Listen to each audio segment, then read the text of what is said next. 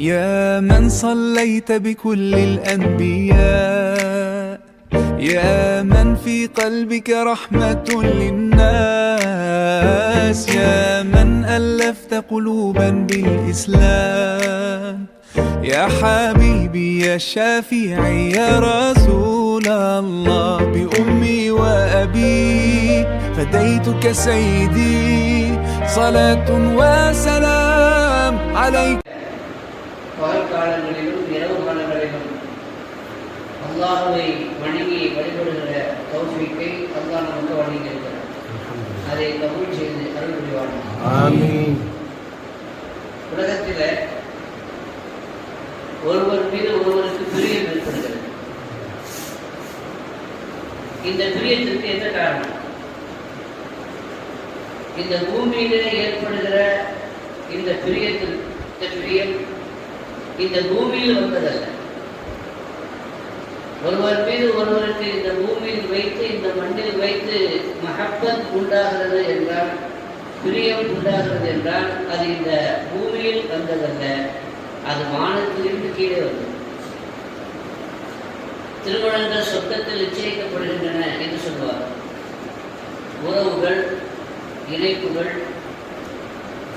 அவர்களுக்கு மத்தியிலே ஏற்படுகிற அந்த அன்பு, இதுவெல்லாம் சொர்க்கத்திலே நிச்சயிக்கப்படுகிறது.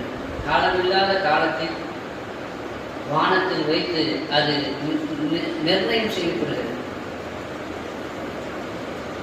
எனவேதான் அல்லாஹ் சொன்னான் குர்ஆன் ஷரீஃபில் என்று ஓதிய வசனங்கள், சில பேருக்கு மக்களுக்கு மத்தியில் செல்வாக்கு ஏற்பட்டு விடுகிறது. அவர்களுக்கு அந்த ஏற்பட்ட அந்த செல்வாக்கிற்கு என்ன காரணம்? நாம் ஏற்படுத்தினோம் அப்படின்னு சொன்னோம். ஏன் ஏற்படுத்தினோம்? யாருக்கு நாம் அப்படிப்பட்ட ஒரு செல்வாக்கை, ஒரு பிரியத்தை கொடுத்தோம் என்றால், இன்னல்லதீன ஆமனு வஅமிலு ஸாலிஹாத்தி ஸயஜஅலு லஹுமுர் ரஹ்மானு வதா.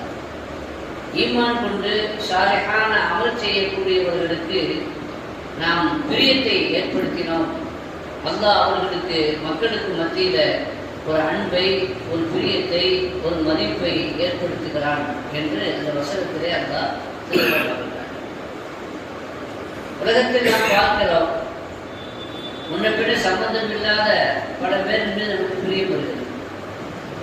ஹவுசுல்லாஹ் முஹிதீன் அப்துல் காதர் ஜீலானி என்று சொல்லும் பொழுது அசீஸ் அவர்கள் மீது ஒரு மதிப்பு நமக்கு ஏற்படுகிறது. முஸ்லிம்களுக்கு அவர் மீது ஒரு பிரியம், ஒரு பக்தி ஏற்படுகிறது. என்ன காரணம்? அவர்களுக்கும் நமக்கும் மத்தியில் ஏதாவது சம்பந்தம் இருக்கிறதா? குடும்ப உறவு இருக்கிறதா? அல்லது கொடுக்கல் வாங்கல் இருந்ததா? ஒரு காலத்தில் வாழ்ந்தவர்களா? நம்ம நாட்டை சார்ந்தவர்களா? நம்முடைய ஊரை சார்ந்தவர்களா? முன்பின் தெரியாத அவர்கள் ஏதோ ஒரு நாட்டிலே பிறந்து எங்கேயோ வாழ்ந்து வளர்ந்தவர்கள். அவங்க யாரும் நம்ம பார்த்ததும் இல்லை. அவங்க வாழ்ந்து மறைந்து கிட்டத்தட்ட 12 வருஷங்களும் ஆகிவிட்டன. ஆனாலும் மீண்டும் அவர்களுடைய பெயரில் தமிழ்நாட்டில் 2000க்கும் மேற்பட்ட பள்ளிவாசல்களுக்கு பேரே என்பது முஹிதீன் நபி பள்ளிவாசல் தான் வச்சிருக்காங்க. அவ்வளோ பிரிய மக்களுக்கு அவர்கள் விட ஏன் ஏற்பட்டுச்சு? இது இந்த மண்ணில் ஏற்பட்டதல்ல, அது விண்ணில் ஏற்பட்டது. அல்லாஹ் சொன்னான், அவர்களிடத்தில் இருந்த ஈமானின் காரணமாகவும் அவர்களிடத்தில் இருந்த சாலிஹான நல்ல அமல்களின் காரணமாகவும் அவர்களுக்கு அந்த பிரியத்தை அல்லாஹ் என்ன செய்கிறார்? ஏற்படுத்துகிறார். ஈமான் என்று ஒன்று இருக்கிறது. அந்த ஈமானை மெய்ப்பிக்கின்ற வகையில் நாம் செய்கிற அமல் கொண்டிருக்கிறது. ஈமான் என்பது உள்ளத்தின் விசுவாசம், கல்விலே ஏற்பட்டிருக்கிற நம்பிக்கை. ஆனால் அதை மெய்யாக்கி வைப்பது, அதை உண்மைப்படுத்தி வைப்பது நாம் செய்யக்கூடிய அமல்கள். ஈமான் தான் அசல். ஈமான் தான் ரொம்ப ரொம்ப முக்கியமானது. ஈமான் கொள்ளாமல், ஈமான் இல்லாமல் நீங்க என்ன அமல் செய்தாலும் பிரயோஜனம் இல்லை. இப்போ அதனால அசல் ஈமான் தான். அதனால ஈமான் கொண்டால் மட்டும் போதுமா என்றால், அந்த ஈமானை உசிப்பி விடுவது அமல் தான். அந்த ஈமான் அதற்கு ஒப்பிடாமல் செய்யக்கூடிய அமல், ரெண்டுக்கும் மத்தியில் இருக்கிற அந்த சம்பந்தத்தை நாம் முதலிலே விளங்கிக் கொள்ள வேண்டும். அதுதான் நமக்கு சொர்க்கத்தை தருகிறான் இல்லையா? சொர்க்கத்தினுடைய விலை என்ன? ஈமான், அமல். எதற்காக வேண்டிய அல்லாஹ் சொர்க்கத்தை தருகிறான்? ஈமான் இருக்கிறதுனால தான் சொர்க்கத்தை தருகிறான். ஈமானுடைய விலை சொர்க்கம். ஆனால் சொர்க்கம் என்பதற்கு டிக்கெட் ஈமான் இல்லையா? டிக்கெட் இருந்தால் தான் நம்ம என்ன செய்ய முடியும், எங்கேயாவது போக முடியும். சென்னையிலிருந்து நாம் டெல்லிக்கு போக வேண்டும் என்றாலும், மும்பைக்கு போக வேண்டும் என்றாலும், திருநெல்வேலிக்கு போக வேண்டும் என்றாலும் என்ன தேவைப்படும்? டிக்கெட் தேவைப்படும். அதே மாதிரி சொர்க்கத்திற்கு நீங்களும் நானும் செல்ல வேண்டும் என்றால் போறதுக்கு என்ன தேவைப்படுது? டிக்கெட் தேவை. சொர்க்கத்துக்கு ஒரு டிக்கெட் இருக்கு. சொர்க்கத்துக்கு உண்டான டிக்கெட் என்னது? ஈமான் தான். மன் கால லா இலாஹா இல்லல்லாஹ் தஹல ஜன்னா கால ரசூலுல்லாஹி ஸல்லல்லாஹு அலைஹி வஸல்லம் லா இலாஹா இல்லல்லாஹ் சொல்லிவிட்டால் அவர் சொர்க்கத்துக்கு போய்டுவார். அப்ப டிக்கெட் என்னது? ஈமான். ஆனா டிக்கெட் இருந்தா மட்டும் டெல்லிக்கு போறதுக்கு டிக்கெட் இருந்தா தான் அவன் டெல்லிக்கு போக முடியும். ஆனா டிக்கெட் இருந்தாலே நம்ம போய் சேர்ந்துட முடியுமா? என்ன செய்யணும்? சொல்லுங்க, மொத்தமா சொல்லுங்க. டிக்கெட் இருந்தா தான் நம்ம என்ன செய்ய முடியும்? டெல்லிக்கு போக முடியும் அல்லது பாம்பேக்கு போக முடியும். ஆனா டிக்கெட் இருந்தால் மட்டும் நாம போய் சேர்ந்துட முடியுமா? முடியாது. அப்ப என்ன செய்யணும்? பயணம் பண்ணணும். என்ன செய்யணும்? பயணம் பண்ணணும். டிக்கெட் கவுண்டர்ல டிக்கெட் எடுக்கும் பொழுது இந்த டிக்கெட்டுடைய வேல்யூ என்ன அப்படின்னு கேட்டா அவன் என்ன சொல்லுவான்? இந்த டிக்கெட் உங்கள்கிட்ட இருந்தா நீங்க எங்க போயிடலாம், டெல்லிக்கு போயிடலாம்னு சொல்லுவோம். கரெக்ட் தானே? இந்த டிக்கெட் உங்க கையில இருந்துச்சுன்னா நீங்க மும்பைக்கு போயிடலாம், அதோட வேல்யூ அதுதான். அப்போ இந்த டிக்கெட் இருந்தா நான் மும்பைக்கு போயிடலாம், டெல்லிக்கு போயிடலாம் அப்படின்னு சொல்லிட்டு அவர் சொல்லிட்டாரு.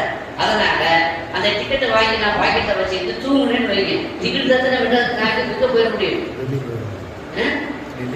டெல்லிக்கு போயிடலாம்ல, மும்பைக்கு போயிடலாம்ல அப்படின்னு சொல்லிட்டாரு. அவருடைய வேல்யூ அதுதானே அப்படின்ட்டு ஒரு ஆள் டிக்கெட்டை வாங்கி வச்சுக்கிட்டு என்ன செய்தார்? தூங்கிட்டார். நான் டெல்லிக்கு போயிடுவேன் அப்படின்னு, அதுக்கு மும்பைக்கு போயிடுவேன். போக முடியுமா? கனவுனா போகலாம், நிஜத்தை நினைச்ச முடியாது. அப்ப டிக்கெட் இருந்தா அதை கொண்டு பயணம் செய்யணும். ட்ரெயின்ல ஏறணும், ஃபிளைட்ல ஏறணும். அந்த பயணம் செய்வதுதான் என்னது? அமல். அந்த பயணம் செய்வதுதான் என்னது? அமல். எனவே இந்த களிமா, அந்த களிமாவை புஷ் பண்றது எதுன்னா அமல் தான். அல்லாஹ் சொன்னா இலேஹி யஸ்அது கலிமு தய்யிப், கலிமா தய்யிபா. கலிமா தய்யிபா இருக்குது, இது அல்லாஹ்வின் பக்கம் உயர்கிறது. லா இலாஹா இல்லல்லாஹ், இந்த கலிமா தய்யிபா இருக்குது, இது அவன் அளவிலே உயர்கிறது. உயர்த்துவது எது? இலேஹி யஸ்அது கலிமு தய்யிபு வல் அமலு ஸாலிஹு யர்ஃபஉஹு. சாலிஹான அமல் தான் அது மேல உயர்த்தும், புஷ் பண்ணும். விண்கலம் இருக்குது, விண்கலம் விண்ணிலே அது போகணும் அப்படின்னா அதை இங்க இருந்து புஷ் பண்ணி அது மேல கொண்டு போய் சேர்க்கிறது எது? ராக்கெட். அந்த விண்கலத்தை ஒரு இடத்துல கொண்டு போய் ஓடுற இடத்துல கொண்டு போய் அதை விட்டுட்டு ராக்கெட் கீழே வந்துடும். அதை இங்க இருந்து மேல வரைக்கும் புஷ் பண்றது எது? ராக்கெட். அமல் ராக்கெட். அமல் இல்லைன்னு சொன்னா நம்ம சொன்ன அந்த கலிமாவை புஷ் பண்ண முடியாது, இங்கே இருந்துடும்.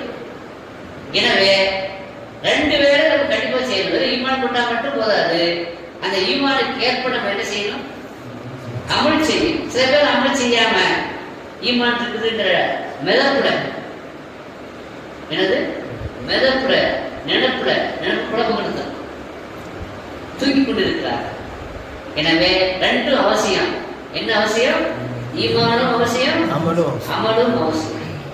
இந்த ரெண்டும் இருந்தால் தான் சொல்றாங்க. ரெண்டையும் சேர்த்து சொல்றாங்க. குர்ஆன்ல எங்க நீங்க பார்த்தாலும் அமலும் வஅமிலு ஸாலிஹ், அமலும் வஅமிலு ஸாலிஹ், ஈமான் கொண்டு சாலிஹான அமல் செய்தவர்கள் என்று சேர்த்த நிர்வாணத்தை தவிர எங்கேயும் வெறும் ஈமான் மட்டும் அல்லாஹ் என்ன செய்யறதில்லை, சொல்றதில்லை.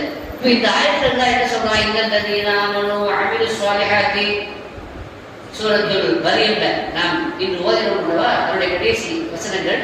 ஈமான் கொண்டு சாலிஹான அமல் செய்தால் சயஜஅலு லஹுமுர் ரஹ்மானு வுத்தா, நாம் அவர்களுக்கு என்ன ஏற்படுத்துவோம்? பிரியத்தை ஏற்படுத்துவோம். மக்களுக்கு மத்தியிலே ஒரு பிரியத்தையும் மதிப்பையும் மரியாதையும் நாம் ஏற்படுத்துவோம் என்று சொல்கிறார். முஸ்லிம்களுக்கு ஒரு காலத்தில் மதிப்பு இருந்தது, மரியாதை இருந்தது, மக்களுக்கு மத்தியில செல்வாக்கு இருந்தது. இன்று அந்த செல்வாக்கு இல்லை, இல்லையா? காய்ச்சி மதிக்கப்பட்டோம், இன்று விதிக்கப்படுகிறோம். என்ன காரணம்? மதிக்கப்பட்ட சமுதாயம் என்று விதிக்கப்படுவதற்கு என்ன காரணம்? மக்கள் நம்மளை மதித்தார்கள், நம்ம மீது ஒரு பிரியம் வைத்திருந்தார்கள். இன்று அது ரெண்டுமே இல்லை. என்ன காரணம்? ஈமானும் இல்லை, சாலிஹான அமலும் இல்லை. எனவே நாம உலகத்தை திருத்துறதுக்கு முன்னாடி நம்மை நாமே திருத்திக் கொள்ள வேண்டும். நீங்க உங்களை திருத்திக்கிட்டா உலகத்தான என்ன செய்யும்? உங்களை மதிக்க ஆரம்பித்தது. எனவே பிரபஞ்சத்துல இந்த பூமியில ஏற்படுகிற இந்த பிரியம் இது இந்த மண்ணில் வந்ததல்ல. எங்கிருந்து வந்தது? விண்ணிலிருந்து வந்தது. புகாரி ஷரீஃபினுடைய, முஸ்லிம் ஷரீஃபினுடைய சரியான ஹதீஸ்ல வருது. இதா அஹப்பல்லாஹு ஃபுலானன், அல்லாஹ் ஒரு அடியானை விரும்பினான், அல்லாஹ் ஒரு அடியானை விரும்பினான். ஃபநாதா ஜிப்ரீல், ஜிப்ரீல் அலைஹிஸ்ஸலாம் கூப்பிடுவான். அவங்க வருவாங்க. ஜிப்ரீல் அலைஹிஸ்ஸலாம்ட்ட அல்லாஹ் சொல்லுவான், இன்னி உஹிப்பு ஃபுலானன், நான் இந்த ஆளை நான் விரும்புறேன். ஃபஅஹிப்பஹு, நீங்களும் அவங்களை என்ன செய்யுங்க? விரும்புங்கன்னு சொல்லுங்க. விரும்புவது மட்டுமல்லாம எல்லோரையும் விரும்ப சொல்லுங்க அப்படின்னு சொல்லுங்க. ஜிப்ரீல் அலைஹிஸ்ஸலாம் என்ன செய்வாங்க? வானத்தில் உள்ள எல்லா மலக்குமார்களையும், வானத்தில் இருக்கிற எல்லா சிருஷ்டிகளிடத்திலையும் சொல்லுவாங்க, அல்லாஹ் என்ன அடியானை விரும்புகிறான், நானும் விரும்புகிறேன். எனவே நீங்களும் என்ன செய்யுங்க? அஹிப்பு, இந்த ஆளை நீங்க என்ன செய்யுங்க? விரும்புங்க அப்படின்னு சொல்லுவாங்க. எல்லாரையும் விரும்ப சொல்லுங்க.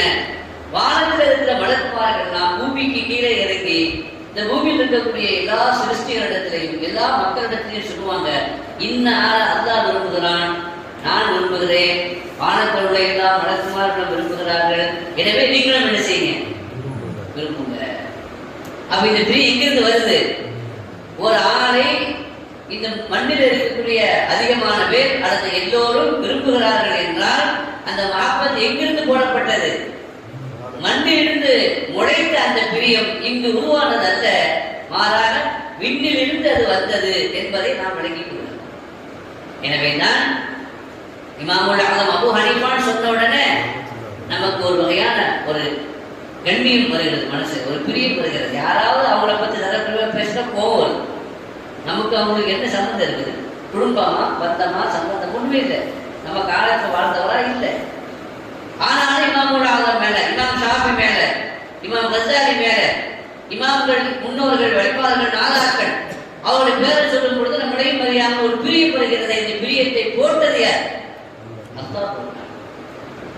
இப்ராஹிம் அதுகம் ரஹ்மத்துல்லாஹி அலைஹி அவர்கள் அரசவையே துறந்துட்டார். பல்க் நாட்டினுடைய பேரரசராக இருந்தார். அந்த ஆட்சியை அவங்க என்ன செய்தாங்க? திறந்துட்டாங்க. தொடர்ந்து கடைசியில் எப்படி அடைகிறாங்க? பிச்சைக்காரன் மாதிரி நாடோடியாக அவர்கள் அடைந்து கொண்டிருக்கிறார். மக்களுக்கெல்லாம் துயரம். அரசரே தொடர்ந்து சென்று விட்டார். அந்த அரசர் மீது மக்களுக்கு ஒரு பரிதாபம். ரொம்ப நாளைக்கு பிறகு இப்ராஹிம் அதுகம் அவர்கள் ஒரு ஆத்தங்கரையில உட்கார்ந்து தன்னுடைய கிழிஞ்ச துணியை ஊசியார என்ன செய்து கொண்டிருந்தாங்க? தைத்துக் கொண்டிருந்தார்கள். இந்த காட்சியை அந்த வழியாக யதார்த்தமாக வந்து அவருடைய அரசவையில மந்திரியாக இருந்தவரால் பார்த்தாரு. பார்த்துட்டு அவருக்கு அவரை தேடி தேடி கண்டுபிடிக்க முடியாம இருந்த நேரத்துல யதார்த்தமா பார்த்துட்டாங்க. என்ன அரசரே, எப்படி இருந்தீங்க? எப்படிப்பட்ட ராஜ வாழ்க்கை வாழ்ந்தீர்கள்? ராஜ சுகபோகம் உங்களுக்கு இருந்தது.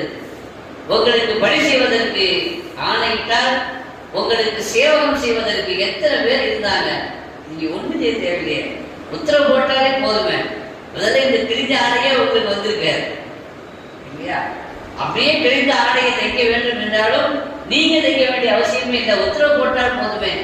சொல்லுக்கு கற்றுக் கொடுவதற்கு எத்தனை பேர் அரசவையில் இருந்தாங்க. அதையெல்லாம் அந்த சொகுசான வாழ்க்கையை, அந்த அதிகாரம் அந்த வாழ்க்கையை விட்டுட்டு வந்துட்டீங்களே அப்படின்னு தன்னுடைய பிரியத்தில் தன்னுடைய வருத்தத்தை வெளிப்படுத்தின.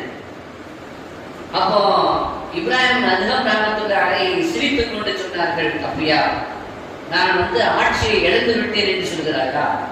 அதிகாரத்தை இழந்து விட்டேன் என்று சொல்கிறாயா? இதோ பார் அப்படின்ட்டு அந்த ஊசி இருக்குல்ல, அந்த ஊசியை நதியடி போட்டான். ஆத்திரத்தை வீசிட்டாங்க. ஆத்திர வீசிட்டு சொன்னாங்க, உன்னுடைய ராணுவ படையை கூப்பிட்டு இந்த ஊசியை எடுத்ததை சொல்லணும். ஆத்திர எரியப்பட்ட அந்த ஊசியை எந்த ராணுவ படை எத்தனை பேர் இருந்தாலும் எங்க எடுக்கிறது, எப்படி எடுக்கிறது? இது என்ன அரசரை, இது எப்படி முடியும்? இது நடக்கிற காரியமா? எதுக்கு அந்த போன ஊசி எதுக்கு? நமக்கு 1000 ஊசி நம்ம வாங்கினாங்க அப்படின்னா இப்போ பாரு அப்படின்னு சொல்லிட்டு சொன்னாங்க.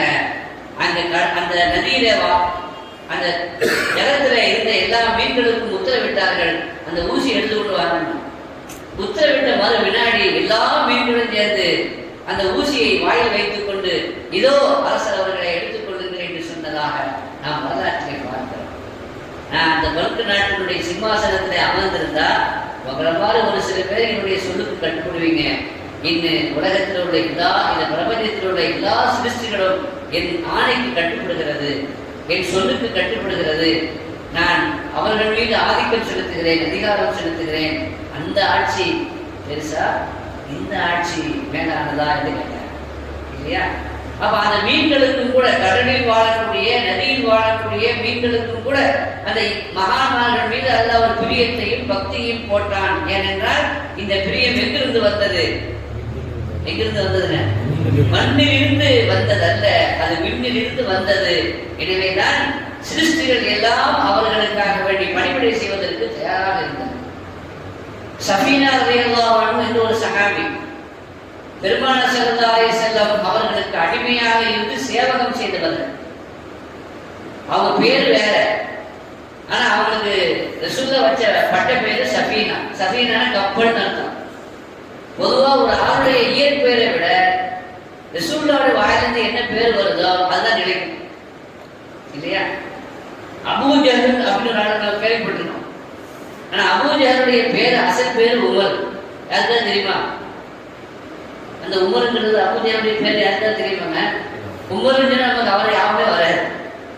அந்த வீட்டுல வச்ச பேரு அபூ ஜஹலுக்கு வீட்டுல வச்ச பேரு உமர்.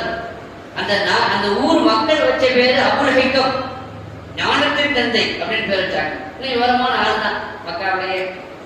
ரசூலுல்லாஹி ஸல்லல்லாஹு அலைஹி வஸல்லம் வச்ச பேரு அபூ ஜஹல், ஞானத்தின் தந்தைக்கு ரசூலுல்லாஹி. அவங்க வச்ச பேர் என்ன? மடமையின் தந்தைன்னு வச்சாங்க. ஆனா கடைசி எந்த பேர் தான் நினைச்சது? அபூ ஹுரைரா. அபூ ஹுரைரா கேள்விப்பட்டிருக்க? அந்த சஹாபி தெரியாத யாருமே நினைச்ச முடியாது. இருக்க முடியுமாங்க? இருக்க முடியாது. எல்லாருக்கும் தெரியும். அலிம்சாபிற்கு மட்டுமல்ல, எல்லா முஸ்லிம்களுக்கும் தெரியும். ஏன்னா அவர் பேரை கேட்காத நாள் இல்லை. எந்த பேரை கேட்டாலும் அபூ ஹுரைரா வருவார். ஏன்னா அவர் தான் அதிகமான ஹதீஸ்களை அறிவிச்சிருக்கிறார். 5370 கிட்டத்தட்ட ஹதீஸ் அவர் பேசியிருக்கிறார். சஹாபாக்களுடைய நம்பர் 1 ராவி அறிவிப்பாளர் யாரு? அபூ ஹுரைரா ரலியல்லாஹு அன்ஹு. இது அல்லாம அவர் அறிவதற்கும் அவர்களால் நமக்கு ஒரு பிரியம், ஒரு மதிப்பு வர்றதுக்கு இன்னொரு காரணமும் இருக்கு. அந்த பேரை பார்க்கலாம் நம்ம இன்ஷா அல்லாஹ். இந்த அபூ ஹுரைராவுடைய அசல் பேர் அபூ ஹுரைரா இல்ல. அது பேர் என்னன்னு தெரியல பல பேருக்கு. அசல் பேர் என்ன அப்படிங்கிறதுல 35 அபிப்பிராயம் இருக்கலாம். எத்தனை அபிப்பிராயம்? ஒவ்வொரு நாளும் ஒவ்வொரு பேரை சொல்றாங்க. ஆனா எந்த பேர் தான் நிலைத்தது? அபூ ஹுரைரா. ஆக யாருக்கு எந்த பேர் இருந்தாலும் ஸல்லல்லாஹு அலைஹி வஸல்லம் வாயிலிருந்து எந்த பேர் வருதோ அந்த பேர் என்ன ஆயிடும்? நிலைத்து விடும். அந்த அடிப்படையில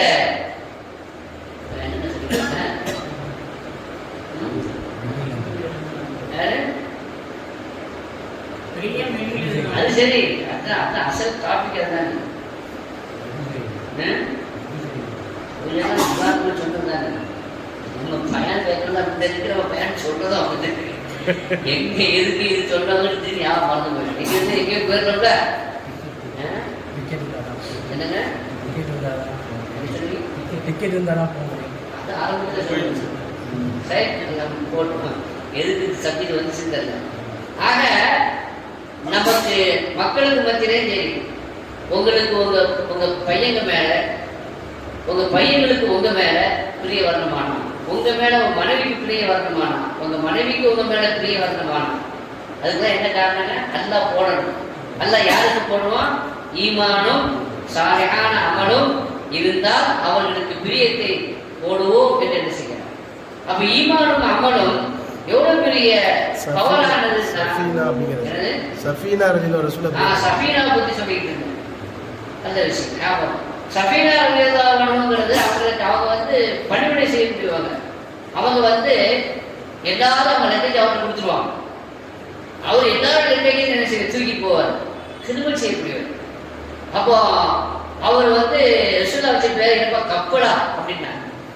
எல்லாரும் கப்பல் தான் எல்லார கையும் தூக்குறாருன்னா கப்பல் அப்படின்னு சொன்னாங்க. அதனால அவங்க பேரை என்ன ஆயிடுச்சு? சஃபீனா, கப்பல் அப்படின்னு பேர் ஆயிடுச்சு. அந்த சஃபீனா அவர்கள் ஒரு சமயம் படையில விலகிட்டாங்க. பாதம் மாறி போயிடுச்சு. பாதம் மாறி போனதுல ஏன்னா பல ரிவாயத்து வருது, அவங்க பயணம் செய்த அந்த கப்பல் உடைஞ்சு போச்சு.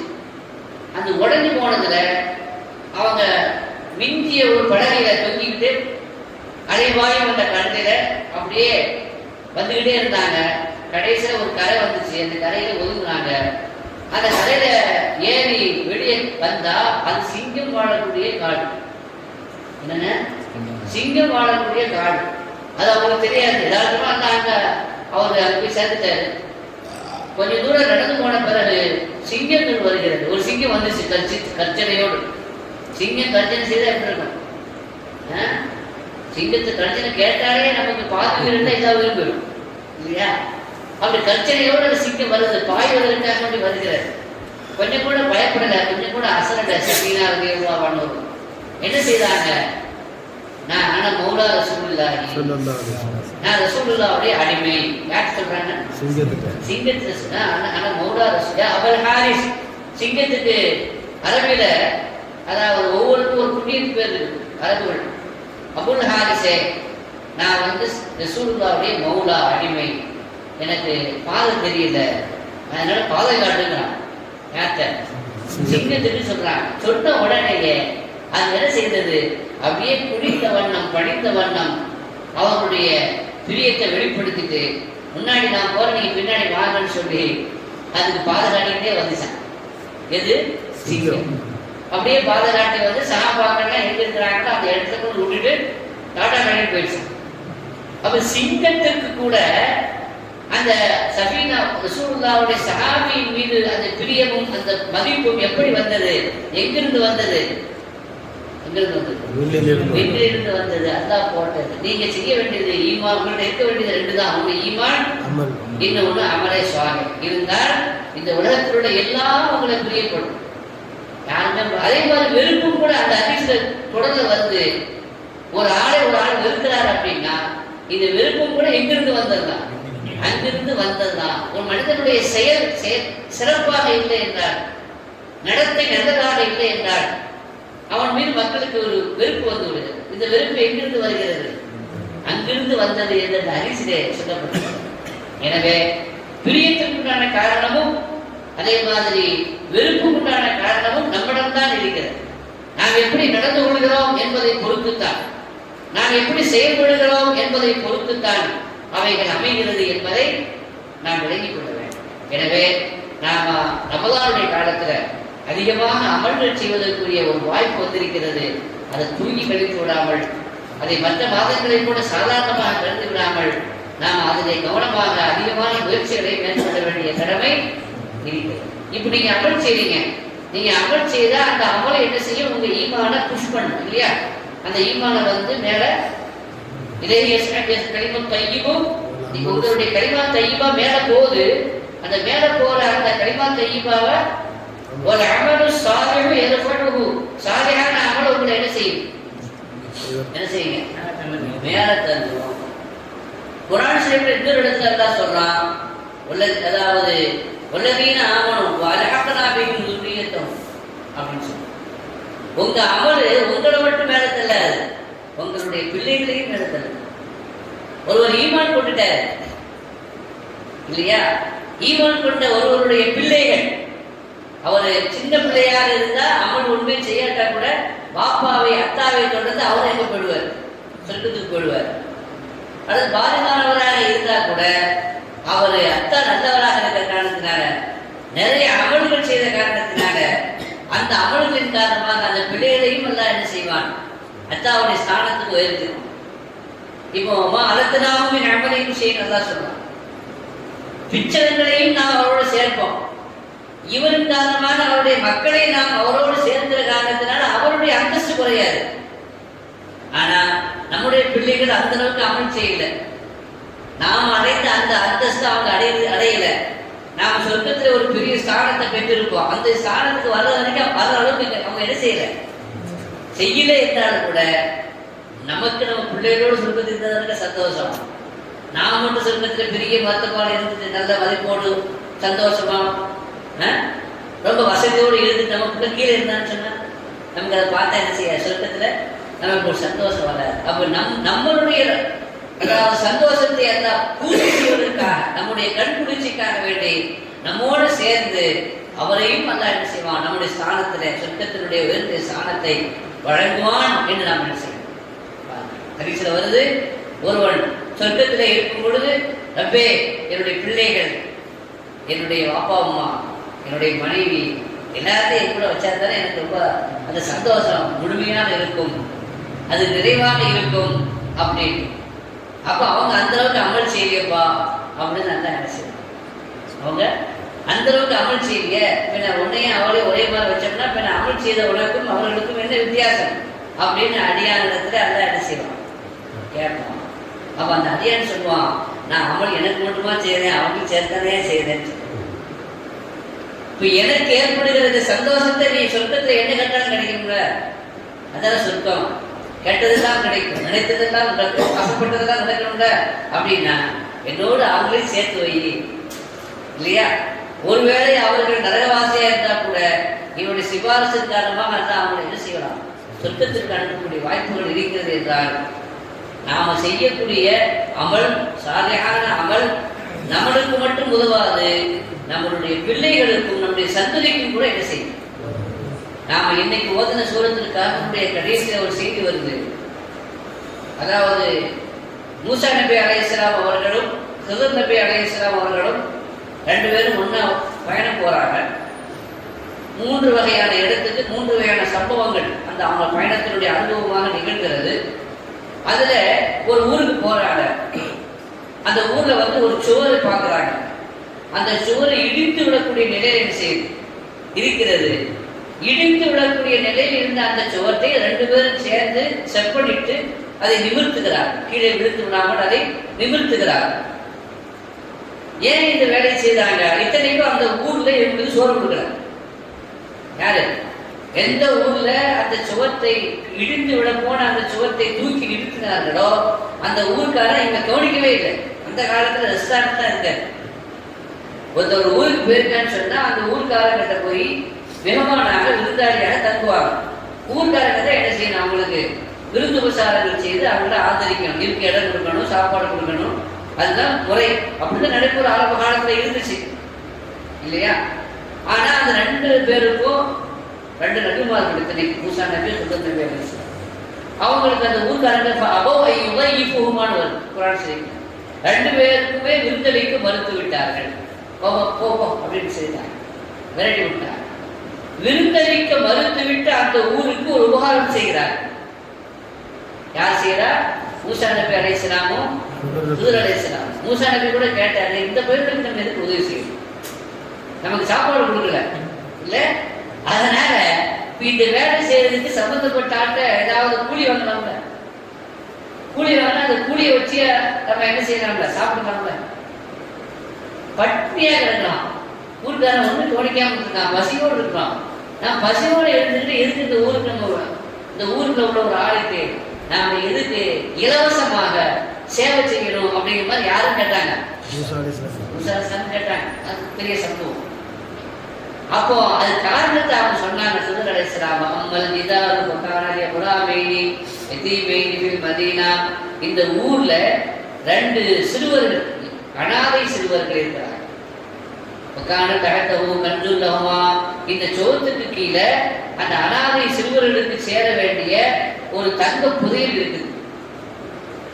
அந்த தங்க புதையல அவங்களுடைய அத்தா இறந்து போனதுக்கு முன்னாடி அனாதையாக இருக்கக்கூடிய நம்ம பிள்ளைகளுக்கு சேரணும், பயனளிக்கணும் என்பதற்காக வேண்டி அந்த தங்க புதையலை எங்க வச்சுட்டு போயிருக்காரு. அதை வச்சு அதுக்கு மேல சோத்தை எழுப்பியிருக்கிறார். ஏன்னா இப்பவுமே கொடுத்தோம்னா அவங்களுக்கு அதை மதிப்பு தெரியாது, வேற எவனாவது என்ன செய்திருவான், ஆட்டையை போட்டுருவான். அதனால மறைச்சு வச்சிருக்கிறாங்க. இப்ப இந்த சோறு இடிந்து விட போகுது. இடிந்து விட போகிற இந்த சுவத்தை அப்படி இடிஞ்சு போக விட்டோம்னா அது கீழே இருக்கிற புதையல் வெளிப்படும். புதையல் வெளிப்படும்னா எவனா தங்க புதையல் உருவான, எவனா அப்பதற்கு கொள்வான். அப்ப யாருக்கு போய் சேராது, அந்த அனாதை சிறுவர்களுக்கு சேராது. அதனால அனாதை சிறுவர்கள் அவங்க உரிய பருவத்தையும் வயதையும் அடையும் வரை அது பாதுகாக்கப்படணும்ல. அதனால அது வரைக்கும் இது மறைவாகவே இருக்க வேண்டும் என்பதனால அம்மல் திதார் பக்கானே புறா வேலி எட்டி வேலி மதீனா. அதுக்கு என்ன காரணம் சொல்றாங்கன்னா, இந்த சிறுவர்களுடைய அபூஹுமா வகான அபூஹுமா சாலிஹா, நல்ல சாலிஹான ஒரு ஆளாக இருந்தார். யாரு? இந்த அனாதை சிறுவர்களுடைய அத்தா, அவங்களுடைய வாப்பா சாலிஹான அமல் செய்யக்கூடிய ஒரு சாலிஹான மனிதர், நல்ல மனிதராக இருந்தார். சாலிஹான மனிதராக இருந்த காரணத்தினால இது கவனிங்க, சாலிஹான மனிதன்னா ஒரு சாலிஹான அமல் செய்தவர். அவர் செய்த சாலிஹான அமல் அதனுடைய பயன் யாருக்கும் கிடைக்கிறது? அவருடைய பிள்ளைகளுக்கும் கிடைக்கிறது. நம்ம ஏற்கனவே ஒரு பயனை சொன்னோம், உங்களுடைய சொத்து, உங்களுடைய சம்பாத்தியம் உங்கள் சந்ததிக்கு பாதுகாப்பா போய் சேரணுமானா உங்களிடத்துல என்ன இருக்கணும்? தக்குவா இருக்கணும். அதே மாதிரி அவர் அத்தா சாலிஹானவரா இருந்த காரணத்தினால, அவரும் நல்ல அமல் செய்த காரணத்தினால, அந்த அமலினுடைய பழக்கத்தினால குணத்தினால அவன் பிள்ளைகளுக்கு ஃபைதா இருக்குதா இல்லையா? பிள்ளைகளுக்கு பயன் இருக்குதா இல்லையா? சேர வேண்டிய அந்த பணத்தை அல்லாஹ் பாதுகாக்கிறான். அதுவும் யாரை வச்சு பாதுகாக்கிறான்? அதை பாதுகாக்கிறதுக்காண்டி 2 நபியே அனுப்பியிருக்கிறான். ஒன்று மூசா நபி, பிரபல்யமான மூசா நபி அலைஹிஸ்ஸலாம், இன்னொன்று மறைந்து வாழக்கூடிய அறியப்பட்ட ஹிஸர் நபி அலைஹிஸ்ஸலாம். 2 பேரை அனுப்பி அந்த சொத்தை, அந்த புதையை பாதுகாக்கிறான். எதனால? அந்த அத்தாவுடைய சாலிஹான அமலின் காரணம்.